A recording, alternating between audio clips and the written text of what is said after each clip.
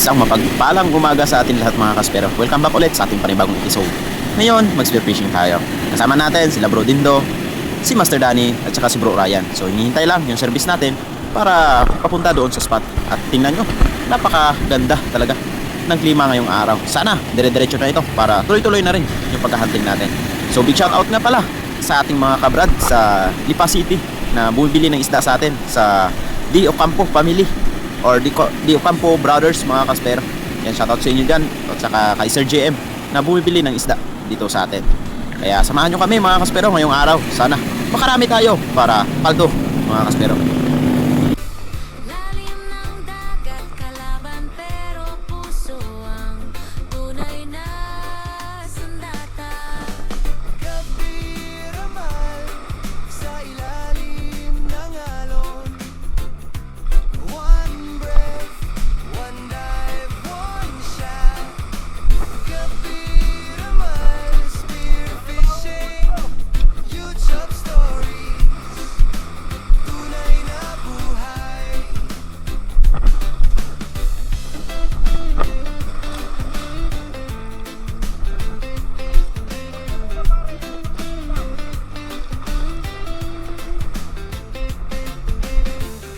Natutong sumisid mag-isa, walang airtan, panata, panalang lakas ng loob, laban sa agos, laban sa gutom. Hindi uso ang shortcut, bawat isda may kwento. Bawat huli may respeto para sa kalikasan. Panalo.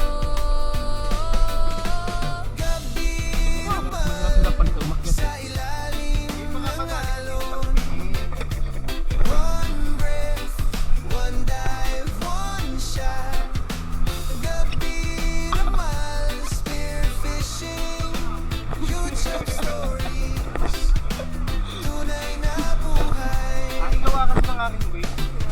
Hindi lang vlog, may saysay, tradisyon ay binubuhay. Mula lolo hanggang ngayon, pamanay binabantayan. Gabi ramal sa ilalim ng alon. One breath, one dive, one shot. Gabi ramal, spear fishing, hindi lang content. Puso.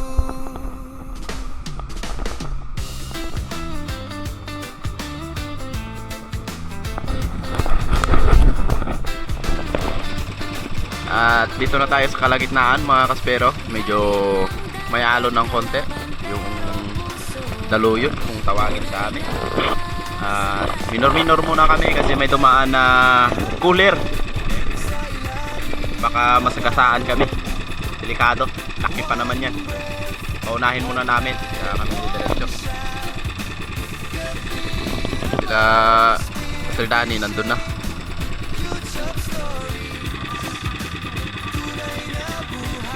Ayan, ang laki mga kaspero. Pag binanggaan ka dyan, durog ka talaga. Oh.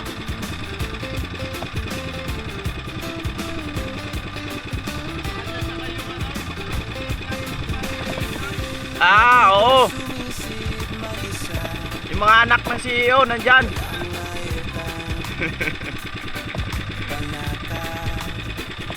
Palagpasin lang muna namin. Saka mahirap dumaan sa pinakapwitan yan mga kaspero. Lakas ng hatak ng propeller niya. Pagdating dito sa spot mga kaspero, medyo malalaki ang alon. Grabe, daluyon kung tawagin sa amin mga kaspero. Ngunit tuloy pa rin tayo sa pamamana.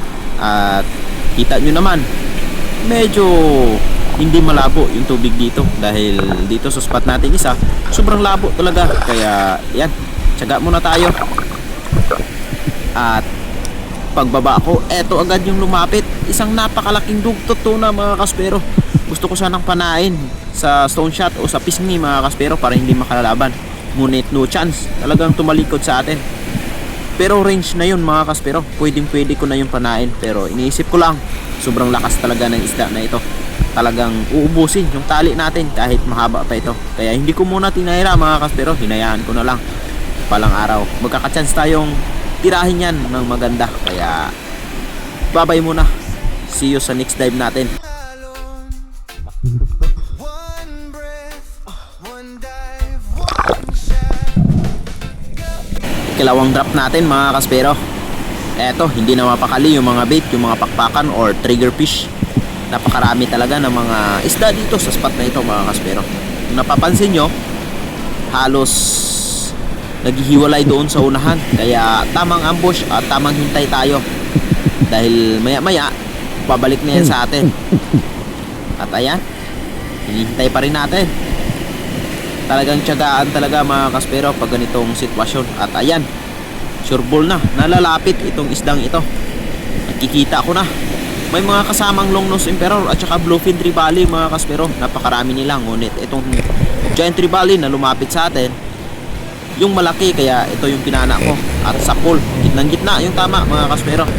Ito na yung first fish of the day natin, isang giant trevally.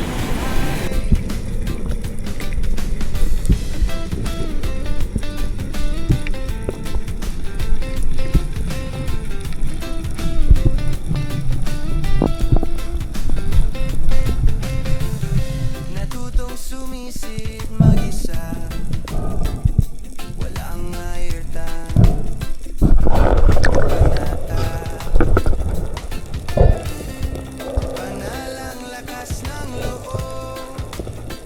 Laban sa Next dive ulit tayo. Ayun, nagsikalasan ulit. Ang bilis ng papunta ng trevally ito. Boom! Sapol! Napakaganda ng pagkatama. Ayan!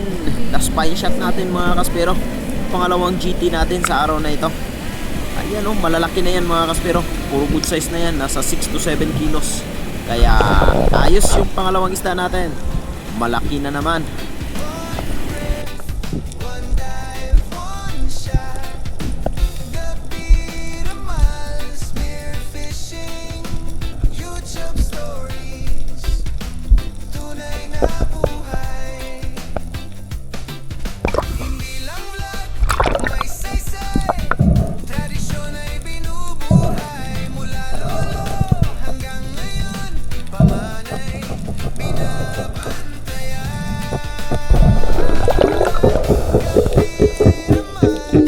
Sa ilalim ng alon. One breath, one dive, one shot. Gabi ramal, spear fishing. Hindi lang puti, may puso.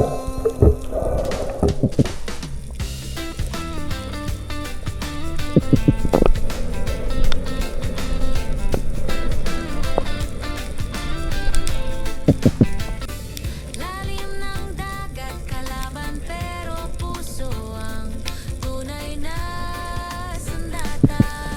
Same spot pa rin kung saan tayo nakapana ng giant trevally. Tamang ambush lang tayo at tamang hintay mga kaspero kung ano yung lalapit. At eto na nga, meron na tayong target, isang bluefin trevally. At meron pang kasamang GT rin or giant trobleron. Ngunit tingnan nyo naman yung pagkatira natin dito sa bluefin trevally. Spine shot ulit, walang kawala. Ang ganda ng patama natin ngayong araw mga kaspero. Talagang accurate yung pana natin. Sapul na sapul.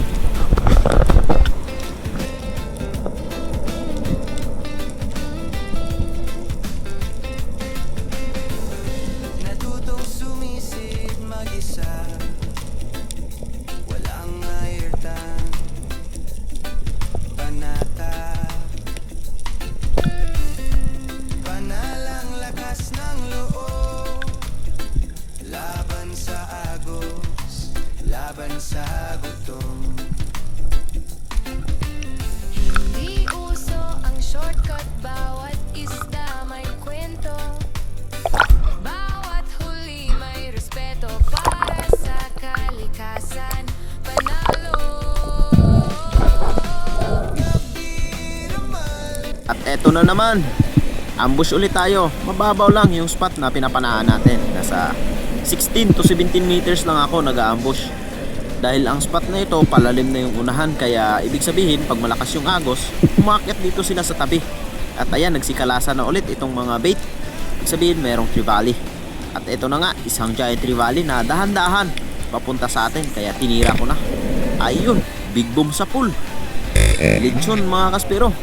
Pang-apat na isda natin, puro trevally, puro good size pa naman at malalaki. Kaya sana tuloy-tuloy na ito para makapalto tayo ngayong araw. Sa ilalim ng alon, one breath, one dive, one shot. Kapiramal, spearfishing, hindi lang content, may puso.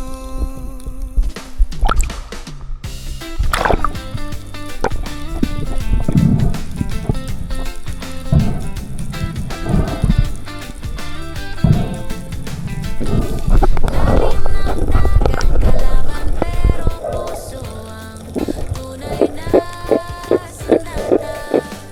Kapiramal, sa ilalim ng alon, one breath, one dive. Pagkatapos kong na-secured yung isa, bumaba ulit ako at tiningnan ko sa gilid at merong lumapit. Isang trevally ulit, ngunit ayan, may pagka-ninja.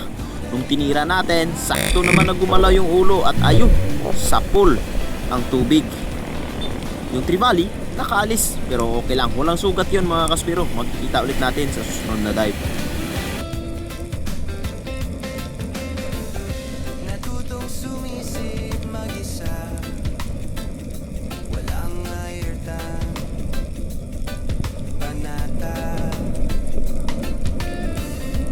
panalang lakas ng loob, laban sa agos, laban sa gutom.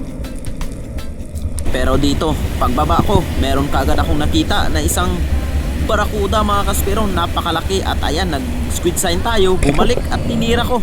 Napakaganda ulit ng pagkatama. Headshot mga kaspero. Talagang nautak, kaya walang kawala, patay agad ito. Sa ilalim ng alon, one dive, one shot. Kapiramal, spearfishing, YouTube stories.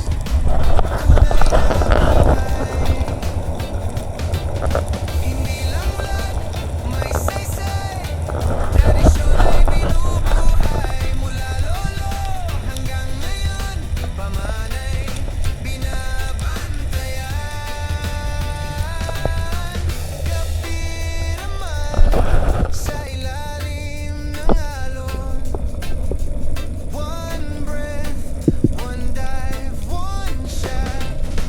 Kapiramal, spearfishing, hindi lang. Ito yung sinasabi ko kanina mga kaspero, na may magpapakita ulit sa atin na isang dugto tuna.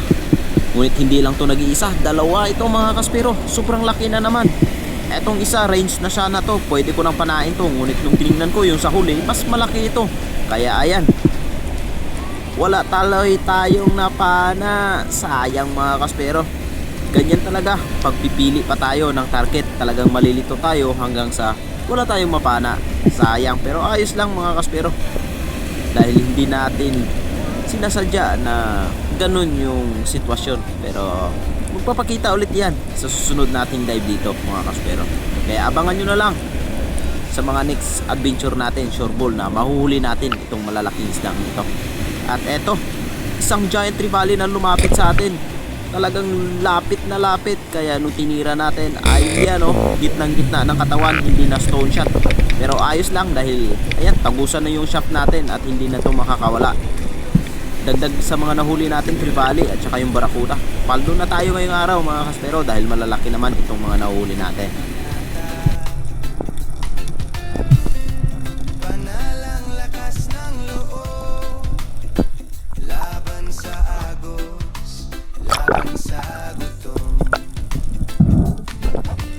Hindi uso ang shortcut, bawat isda may kwento.